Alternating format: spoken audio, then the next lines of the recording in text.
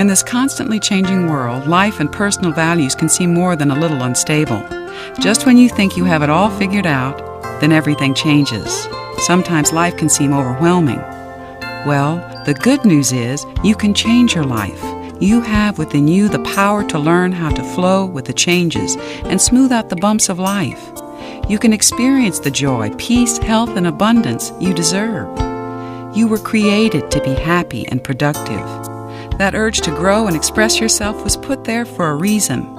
Learn the spiritual principles that can help you not just to survive, but thrive in this changing world. At Unity, we'd like to help you do just that. Imagine a spiritual path that honors the universal truths in all religions, that sees we are all one. Imagine a movement that respects each person's right to choose their spiritual path. Imagine a spiritual movement that empowers and unites rather than divides. This is Unity. For more than a century, Unity has offered a positive, practical, and progressive approach to understanding and applying the teachings of Jesus and other spiritual masters. Welcome to the Unity of Chicago South Beyond Walls Spiritual Community Sunday Celebration live stream. We are simultaneously live streaming on various platforms.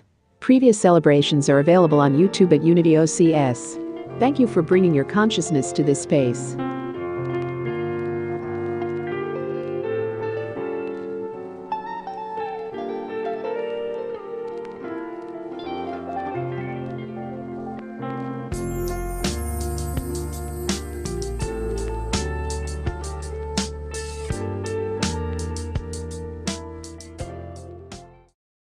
Blessed are they who believe. Christmas Day Daily Word Reading by Reverend Tanisha F. Rowan. Merry Christmas. Rejoice, for the Lord is with us. For metaphysicians, Christmas is the time we celebrate not only the birth of Jesus of Nazareth, we also celebrate the birth of the Christ, God's perfect idea of humankind, through Jesus. And we welcome the birth of the Christ through every individual. The same Spirit of God that dwelled within and moved through Jesus dwells within and awaits the invitation to move through each of us. That is the good news Jesus came to bear. That is the message of Christmas. What does it mean to welcome the birth of the Christ through us? Mary, the mother of Jesus, provides a perfect example for us to follow. The first chapter of Luke recounts the angel Gabriel's visit with Mary, Mary's faith-filled response to the implausible news he delivers, and Elizabeth's confirmation of Mary's miracle. As might be the case for anyone in Mary's situation, her initial response to the news is confusion. Even though she does not yet understand the why or how, Mary quickly accepts Gabriel's explanation that nothing will be impossible with God, and replies, "Here am I, the servant of the Lord, let it be with me according to your word." Luke 1 verse 37 through 38. Later Mary's cousin Elizabeth, who has also had a visit from Gabriel and is welcoming a miracle of her own, greets Mary with the words, "Blessed is she who believes that there would be a fulfillment of what was spoken to her by the Lord." Mary replies, "My soul magnifies the Lord and my spirit rejoices in God." Luke 1 verse 46 through 47. How might our lives, our experiences, and our world be different if we, like Mary, believed that we could be channels for the birth of the Christ, for the expression of the Spirit of God in the world? What if we say yes to God's invitation to speak peace in times of conflict and bring light in times of darkness? What if we were willing to offer hope to the hopeless, companionship to the lonely, and food to the hungry? What if we welcome life, love, wisdom, power, and substance to flow through us into the lives of every sincere seeker? What miracles we could bring into manifestation?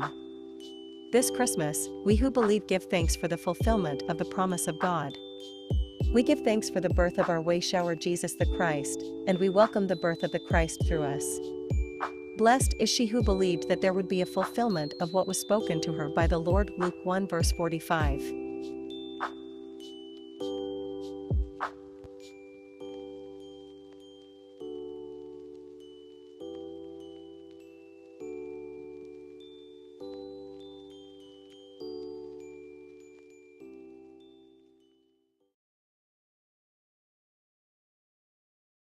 The Letters of Christmas, a reading from the works, of Don Curtis. See, Christ. Christ is born in the manger of every human heart during this season of light. H. Heart.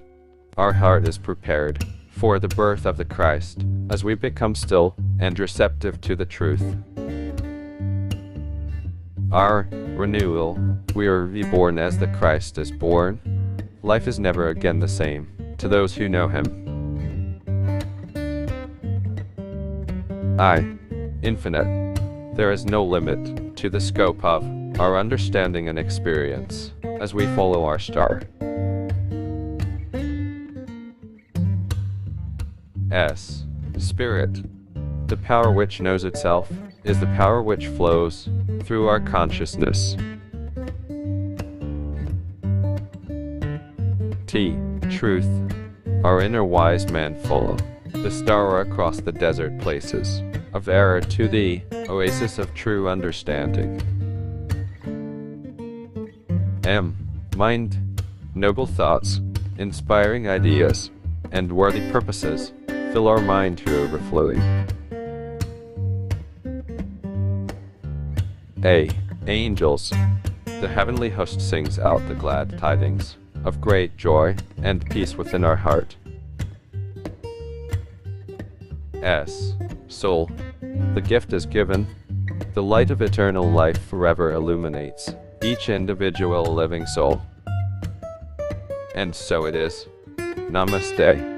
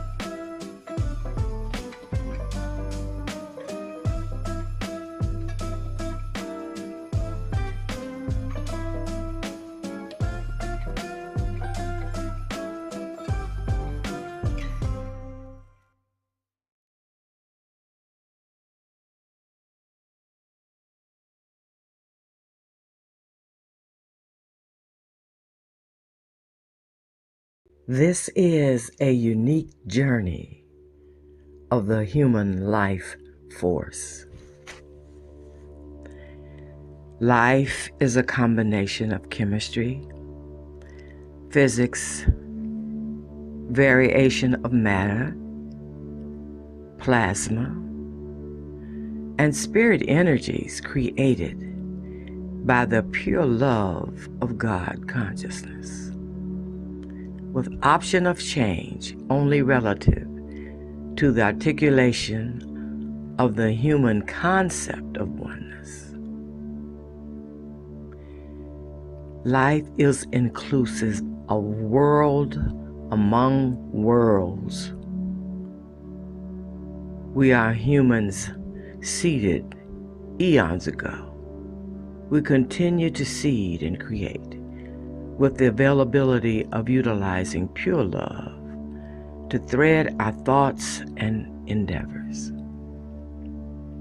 We have experienced gradual growth that is now moving faster to accompany our current journey, to help us to confront current natural and cultural situations of life, such as death, sickness, economics, politics, emotional management and mental health, racism, global wisdom, education, and relationships, and so forth, and so on, while learning to love this earthly planet as we move forward.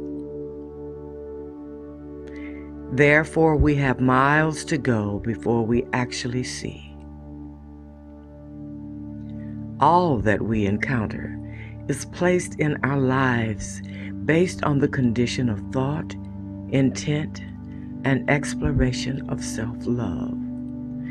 We who participate in the opening up to the loving energies of the universe are aware of the magnificent translation and fulfillment of energies bestowed on our determination, our joy, and our gratitude when we welcome the relationship of the power within.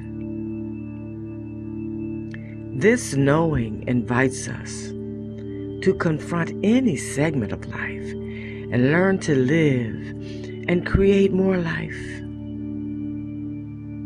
Know how phenomenal this opportunity is to be a part of God in action. The travels of the earth are not the only global adventure. Our pathway is a track record of where we've been and where we're headed. It is our individual responsibility and global responsibility to further develop a relationship with the higher source, become aware of the connected concept that awaits our spiritual awakening. Our earth is intended for the continued mindfulness of welcoming the new realities for the human experience relative to life. Blessings. All is one. All is well with God. And so it is. This is Bonnie Thompson Ford.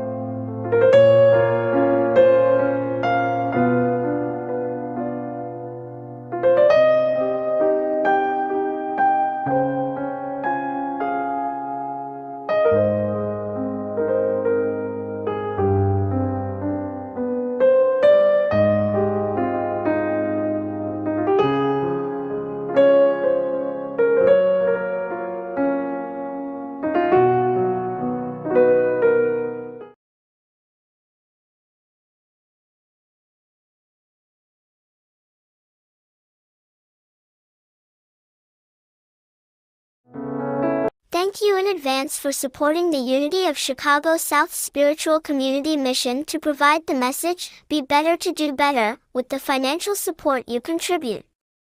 And please share our work on your social media.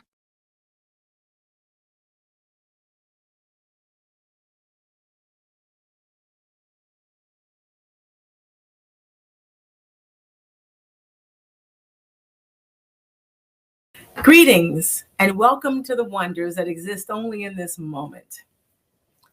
Thank you for joining us at Unity of Chicago South today. Let us center ourselves. Just for today, we will keep our minds filled with possibilities, not obstacles. We will keep our conversations filled with the good we deserve and watch this goodness engulf us. Just for today, nothing will be impossible. I am Reverend Dr. Stephanie Wilson Coleman, and it is always a pleasure to be with you. This month, we are celebrating the spiritual principle of life, while simultaneously celebrating the birth of Jesus the Christ. The disciple is Judas. He represents the cleansing of selfishness, allowing the life force to flow to every part of the body. The corresponding color is red, and the location is the reproductive organs. My message, as always, is intended to be a message of hope, one that will inspire you to rethink what is possible for your life, to inspire you to believe in that inner star to carry you to places you never dreamed possible. Luke 2nd chapter 11th verse says, For unto you is born this day in the city of David a Savior, who is Christ the Lord. On this day, Christmas Day, we celebrate the birth of the Christ. And on Christmas Day, we also celebrate the birth of Christ in our souls. We celebrate being born into our Christ consciousness. The holidays are also synonymous with hope, faith, peace, love, joy, and goodwill toward men. So today on Christmas Day, we ask ourselves, what does the Christ birth mean for my life now? What does the Christ birth mean for your life? How do our lives look now in light of this birth? And how does this birth change our lives? Metaphysically, Christ represents a level of consciousness. So where is your consciousness? This month has given us the time to celebrate the season. And after every gift is open, every meal enjoyed, and the laughter ends, how will you incorporate the meaning of this day, the birth of the Christ, into your life? We've been told that Mary and Joseph traveled approximately 100 miles on foot in 30-degree weather during the day and through freezing weather and rain at night, dressed in heavy wool clothing and long robes on unpaved, hilly trails. They had to face tigers, lions, bears, and outlaws to end up staying in the stable. Not to mention that Mary was a pregnant virgin. After surviving the long, arduous journey, they had to settle for giving birth in a manger, in a stable. They persevered because they knew they were giving birth to Christ, which is the incarnating principle of the perfect word or idea of God. They kept going, no matter the challenges. We, on the other hand, meditate, visualize, use affirmations, have spiritual readings, have crystal readings, and no matter what we believe, if the manifestations are not immediate, we begin to doubt. We give up in the middle of the journey. So when will we remember that the Christ in us is the inner light that guides us, that we too can complete the journey so we can shine our lights in the world. Ernest Holmes reminds us that even though sometimes it may seem impossible, nothing in our outer experience can alter or damage the truth, for the truth alone is eternal. Holmes also reminds us that false reports may seem valid, but they are still not the truth. God alone is real, and the truth alone is eternal. So how do we get started? How do we seek the kingdom of God, especially if we feel lost? Matthew 6, chapter 33rd verse says, "But seek first his kingdom and his righteousness, and all these things will be given to you as well." So how do we start? Here are a few tips. We start with unconditional love. I know that seems to be a difficult concept sometimes to carry out in our lives, or even to decide what that means for us. So let's start with loving ourselves. Stop comparing yourselves to others. Don't worry about other people's opinions of you. Allow yourself to make mistakes. Don't be afraid to let toxic people leave your life. Trust yourself to make good decisions for you and your life. And stop waiting for everything to be perfect before you start towards your dreams. Remember, things are what they are, and the experience is what it is. Some things are going to appear perfect, and some things are going to appear to be messy. But in the end, they're all those who agree with you and your beliefs only.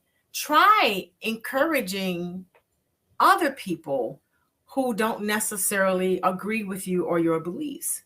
Try being a strong support system for your family and friends. Try really listening to others, encouraging others, and let people know when you're proud of their progress. Some people just need someone else to acknowledge that they're on the right road. Then there's meditation, prayer, and quiet time. Luke 5th chapter 16th verse reminds us that Jesus often withdrew to lonely places and prayed. So we should establish a regular prayer meditation time. Now remember, prayer is talking to God. We're pretty good at that. Meditation is listening to God. How do you rate your meditation practice? Here are some ways to amp up the volume with that practice. Some simple ways to improve your meditation time. Start small. Find the right time for you. Is it morning, afternoon, or evening? You choose. I know there's a lot of chatter about morning being the best time, but you must decide what time works best for you. Then get comfortable. It's not necessary for you to assume a specific position. The only position is a comfortable one. I know that there's a lot of information on what's considered to be the perfect position, but as I said, the only perfect position for you is a comfortable one. And your position may not be one of sitting still. You may find that a walking meditation works best for you. And if this doesn't work for you, use a meditation app. Try calming sounds, breathing exercises. Just make sure it's perfect for you, it fits for your time, and make sure your practice is daily. When you choose the amount of time that works for you, do it at that time as religiously as you can. See, the Christ is already within you. You will make contact with it in meditation. Michael Singer says, the key is to be quiet. It's not that your mind has to be quiet. You be quiet. You, the one inside watching the neurotic mind, just relax. You will then naturally fall behind the mind because you have always been there. You're not the thinking mind. You are aware of the thinking mind. When you start to see this stuff going on inside of you, just relax your shoulders, relax your heart, and fall back behind it. Do not touch it. Do not get involved in it. And do not try to stop it. Simply be aware that you are seeing it. That's how you get out of it. Just let it go. And there's forgiveness. Letting go of grudges, bitterness, and anger is the key to improving your life, your health, and your consciousness. Identify what needs to be healed and who needs to be forgiven, and heal it and forgive it and forgive them. Acknowledge your emotions. Try seeing the situation from the other person's point of view. Use a journal. Talk to the person. Write a letter. Host a burning bowl. Write it down, burn it, or bury it. Whatever you need to do, you do it. Nothing is worth the side effects of non-forgiveness. And some of those side effects include depression, high blood pressure, irritability, anxiousness, and poor health. Nothing is worth clogging your channel to the divine presence, the Christ within us. Next is overcoming fear. Remember, Mary and Joseph experienced impossible conditions for the birth of Christ. We must prepare to do the same. When the road gets tough, you too may have to walk through territory that feels dangerous or at a minimum uncomfortable. Keep your eye on the vision. Take a moment. I want you to start off messy, like making a cake. All that stirring, mixing, and flour everywhere. But in the end, it's perfect. So don't try to be perfect. Remember, always visualize your happy ending.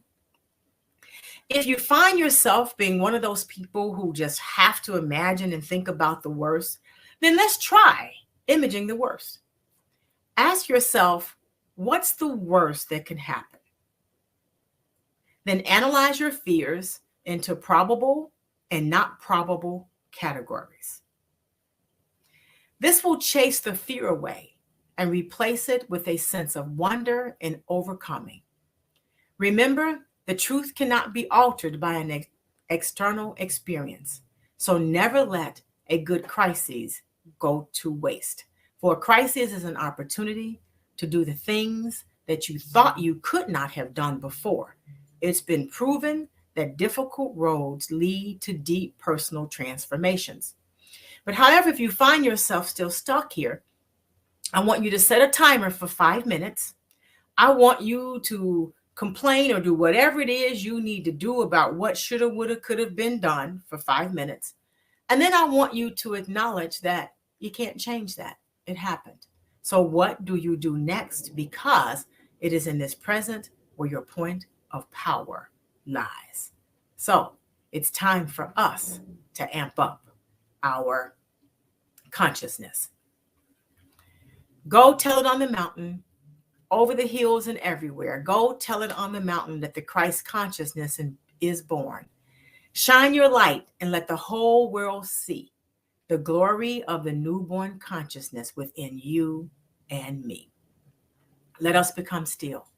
Just for today, I will trust that power greater than myself to guide and direct my steps. I will seek out the things that make my soul smile and take time to appreciate the beauty that surrounds me. I will believe just for today that the universal power is working to shape my world in ways that I cannot imagine. Just for today, I will not be separated from God. It matters not how straight the gate, how charged with punishment the scroll. I am the master of my fate. I am the master of my soul. Namaste.